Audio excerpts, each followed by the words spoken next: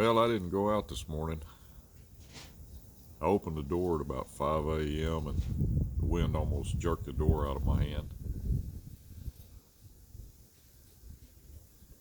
It's only about 35 degrees, but the wind's blowing 20 to 30 miles an hour. And it just started snowing. I don't know if you can see it. Get over here. You might not be able to see it, but it's snowing pretty much very light and sideways.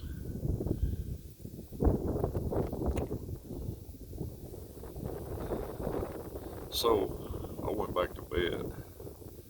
Felt pretty good to sleep in. Maybe I'll give it a try this afternoon if the wind dies down.